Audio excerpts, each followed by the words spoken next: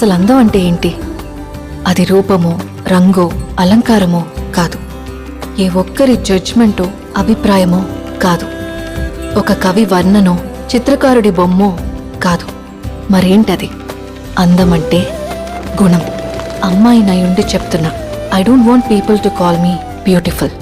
దాని బదులు నీది కష్టపడే తత్వం, నీలో కరుణ ఉంది, నీకు ధైర్యం ఎక్కువ, నువ్వు తెలివైన దానివంటే నాకు సంతోషం. Address us by our qualities. MS Subbulakshmi అంటే భక్తి, అందం కాదు. మదర్ తెరెసా అంటే కరుణ, అందం కాదు. ఐన్ ర్యాండ్ అంటే తత్వం, అందం కాదు.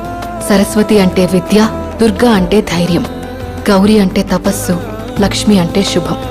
ఇలా ఏ దేవతనైనా ఆమె క్వాలిటీస్ కోసమే పూజిస్తారు, ఆమె అందం కోసం కాదు. నీ గుణాలే నీ సంతకమవుతాయి, నీ అందం కాదు.